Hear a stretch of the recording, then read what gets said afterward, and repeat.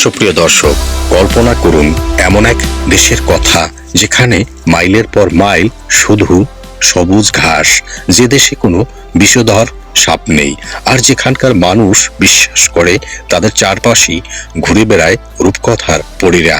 হ্যাঁ, আমি কথা বলছি আটলান্টিকের মুক্ত আয়ারল্যান্ড নিয়ে।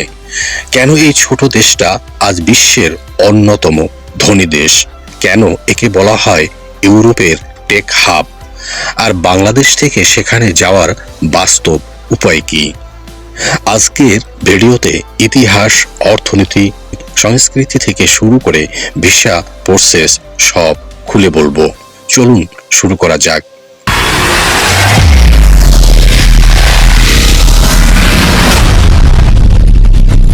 আয়ারল্যান্ড উত্তর পশ্চিম ইউরোপে অবস্থিত একটি দ্বীপ রাষ্ট্র। এর পশ্চিমে উত্তর আটলান্টিক মহাসাগর এবং পূর্বে গ্রেট ব্রিটেন। দ্বীপটি দুই ভাগে বিভক্ত। রিপাবলিক অব আয়ারল্যান্ড একটি স্বাধীন রাষ্ট্র যা 26টি কাউন্টি নিয়ে গঠিত। নর্দার্ন আয়ারল্যান্ড যা যুক্তরাজ্যের একটি অংশ। প্রায় 70,273 বর্গ কিলোমিটার আয়তনের এই দেশটির কেন্দ্রে রয়েছে সমতল ভূমি এবং চারপাশে ঘিরে রয়েছে রুক্ষ পাহাড় ও উপকূল। দেশটির সর্বোচ্চ শৃঙ্গ হল ক্যারাউন টুহিল, যার উচ্চতা হচ্ছে 1038 মিটার। এখানকার আবহাওয়া অত্যন্ত আনপ্রেডিক্টেবল। এই রোদ তো এই বৃষ্টির কারণেই আয়ারল্যান্ড সারা বছর এত সবুজ থাকে। মজার তথ্য হলো আয়ারল্যান্ডে কোনো বিষধর সাপ নেই। লোককথা অনুযায়ী সেন্ট প্যাট্রিক সাপদের তাড়িয়ে দিয়েছিলেন। তবে বিজ্ঞানীদের মতে বরফ যুগের পর থেকেই এখানে সাপ আসার কোনো ভৌগোলিক পথ ছিল না। আয়ারল্যান্ড একটি ইউনিটারি পার্লামেন্টারি প্রজাতন্ত্র। আয়ারল্যান্ডের রাষ্ট্রপতি প্রধানত একটি আনুষ্ঠানিক বা সিরেমোনিয়াল পদের অধিকারী। বর্তমানে আয়ারল্যান্ডের 10ম রাষ্ট্রপতি হলেন ক্যাথরিন কনলি। আয়ারল্যান্ডের প্রধানমন্ত্রীকে বলা হয় তাও-ই-শেস। বর্তমানে এই পদে আসীন আছেন মিচেল মার্টিন। তিনি সরকারের প্রধান নির্বাহী হিসেবে দেশ পরিচালনা করেন। আয়ারল্যান্ডের রাজধানী হল ডাবলিন। এই শহরটি দেশটির বৃহত্তম শহর। এটি দেশটির প্রধান অর্থনৈতিক ও প্রযুক্তি কেন্দ্র। ট্রিনিটি কলেজ এবং গিনেস স্টোর হাউস এখানকার অন্যতম আকর্ষণ। কর্ক হচ্ছে দেশের দ্বিতীয় বৃহত্তম শহর, যা দক্ষিণ আয়ারল্যান্ডে অবস্থিত। একে আয়ারল্যান্ডের খাদ্য রাজধানী বলা হয়। এখানকার ইংলিশ মার্কেট এবং ব্লার্নি ক্যাসেল পর্যটকদের কাছে খুব জনপ্রিয়। গ্যালওয়ে শহরটি পশ্চিম উপকূলের আয়ারল্যান্ডের সাংস্কৃতিক রাজধানী বলা হয়। এটি ঐতিহ্যবাহী আইরিশ গান, উৎসব, রঙিন রাস্তাঘাটের জন্য বিখ্যাত। লেমেরিক শ্যানন নদীর তীরে অবস্থিত এই শহরটি তার মধ্যযুগীয় ইতিহাসের জন্য পরিচিত। কিং জনস ক্যাসেল এখানকার প্রধান ঐতিহাসিক নিদর্শন। ওয়াটারফোর্ড আয়ারল্যান্ডের প্রাচীনতম শহর। এটি ভাইকিংদের দ্বারা প্রতিষ্ঠিত হয়েছিল এবং বিশ্ব বিখ্যাত ক্রিস্টাল বা কাঁচ শিল্পের জন্য। সংগ্রাম থেকে সমৃদ্ধি আয়ারল্যান্ডের ইতিহাস ত্যাগের ও বীরত্বের। প্রাগৈতিহাসিক লিওনেলিথিক যুগ থেকে শুরু করে ভাইকিং আক্রমণ এবং নরম্যান বিজয় সবই এই মাটির ইতিহাসে মিশে আছে। প্রায় 800 বছর আয়ারল্যান্ড ব্রিটিশ শাসনের অধীনে ছিল।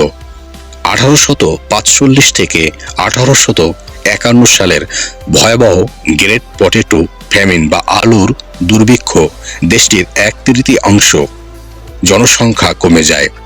প্রায় 10 লক্ষ মানুষ মারা যায় এবং 20 লক্ষ মানুষ দেশ ছাড়তে বাধ্য হয়। 1916 সালের ইস্টার রাইজিং এবং 1921 সালের অ্যাংলো আইরিশ চুক্তির মাধ্যমে আয়ারল্যান্ড স্বাধীনতার পথে হাঁটে। 1949 সালে এটি পূর্ণাঙ্গ প্রজাতন্ত্র হিসাবে আত্মপ্রকাশ করে। দুর্ভাগা জাহাজ টাইটানিক তৈরি হয়েছিল আয়ারল্যান্ডের বেলফাস্টে এবং আয়ারল্যান্ডের কব ছিল এর শেষ স্টপেজ। ইউরোপের সিলিকন ভ্যালি এক সময়ের অভাবী ও কৃষি প্রধান আয়ারল্যান্ড আজ বিশ্বের অন্যতম ধনী দেশ। 2026 সাল নাগাদ দেশটির জিডিপি প্রবৃদ্ধির হার 2.8% অনুমান করা হচ্ছে। গুগল, অ্যাপল, মেটা, ফেসবুক, ইন্টেল এবং মাইক্রোসফটের মতো বিশ্বের বড় বড় আইটি কোম্পানির ইউরোপীয় সদর দপ্তর আয়ারল্যান্ডের রাজধানী ডাবলিনে অবস্থিত। এখন আপনি প্রশ্ন করতে পারেন, এত কিছু কেন আয়ারল্যান্ডে? এখানকার কর্পোরেট কর ব্যবস্থা অত্যন্ত ব্যবসা বান্ধব, ফলে এটি এখন গ্লোবাল টেক এবং ফার্মাসিউটিক্যাল হাব। মাথাপিছু আয়ের দিক থেকে আয়ারল্যান্ড বিশ্বের শীর্ষ 3টি দেশের একটি।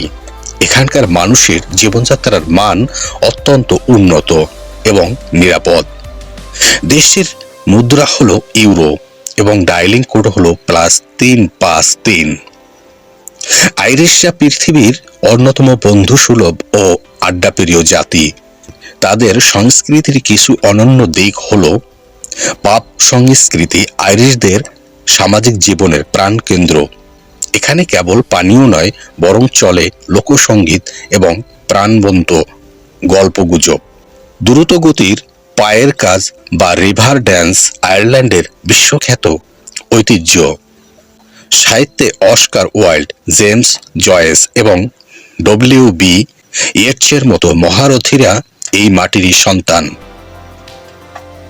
আইরিশরা বিশ্বাস করে নির্জন গাছের নিচে পরীরা থাকে, তাই রাস্তা তৈরির সময় অনেক সময় গাছটি না কেটে রাস্তা গড়িয়ে দেওয়া হয়। একটি ম্যাগপাই দেখলে তারা হাত নেড়ে শুভেচ্ছা জানায়, কারণ এটি দুঃখ এড়ায়। 17ই মার্চ তাদের জাতীয় দিবস। এদিন বিয়ের থেকে শুরু করে পুরো দেশ সবুজ রঙে ছেয়ে যায়। আয়ারল্যান্ডের খেলাধুলার মধ্যে গেলিক গেমস দেশের প্রধান আকর্ষণ। এতে আছে গেলিক ফুটবল এবং হার্লিং। এগুলো সম্পূর্ণ অপেশাদার খেলা। রাগবি এবং ফুটবল আয়ারল্যান্ডে অত্যন্ত জনপ্রিয়।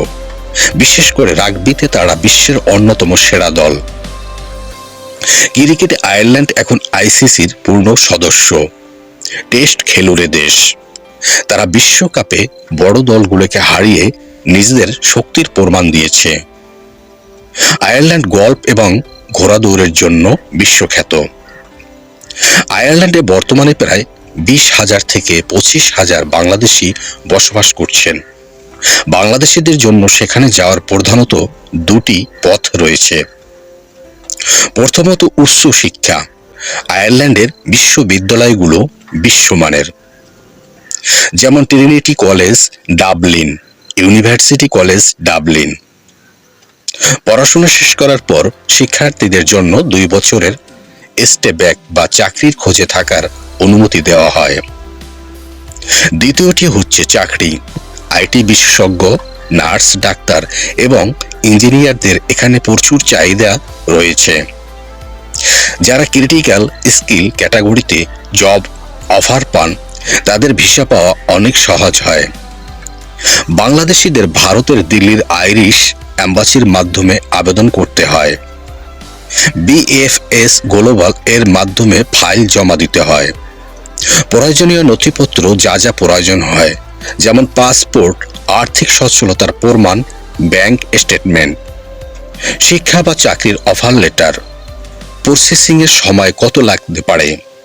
সাধারণত 15 থেকে 30 দিন, তবে ক্ষেত্র বিশেষে 8 সপ্তাহ পর্যন্ত লাগতে পারে। দর্শনীয় স্থান। আয়ারল্যান্ডে ভ্রমণ পিপাসুদের জন্য রয়েছে চোখ ধাঁধানো সব জায়গা। ক্লিফস অফ মোহার, সমুদ্রের ধারে বিশাল খাড়া পাহাড়। জায়ান্ট কজওয়ে, অদ্ভুত আকৃতি হাজার হাজার পাথরের স্তম্ভ। রিং অফ কেরি, একটি বৃত্তাকার পর্যটন পথ যা পাহাড় আর সমুদ্রের মেলবন্ধন। বুক অফ কেলস, ট্রিনিটি কলেজের লাইব্রেরিতে সংরক্ষিত প্রাচীন পাণ্ডুলিপি। আয়ারল্যান্ড এমন এক দেশ যেখানে আধুনিক টেকনোলজি আর প্রাচীন লোককথা পাশাপাশি চলে, যেখানে পাবের আড্ডায় বাজে ফোক মিউজিক আর অফিসে বসে লেখা হয় বিশ্বের সেরা সফটওয়্যার। আপনি যদি নিরাপদ, উন্নত এবং প্রকৃতিপূর্ণ একটি দেশ খুঁজে থাকেন, আয়ারল্যান্ড আপনার তালিকায় শীর্ষে থাকা উচিত। আজকের ভিডিওটি কেমন লাগলো? আয়ারল্যান্ড নিয়ে আর কি কি জানতে চান কমেন্টে লিখে ফেলুন। ভিডিওটি ভালো লাগলে সাবস্ক্রাইব করুন, বেল আইকন চাপুন। দেখা হচ্ছে পরের ভিডিওতে। ততক্ষণ ভালো থাকুন, সুস্থ থাকুন, স্বপ্ন দেখুন। আল্লাহ হাফেজ।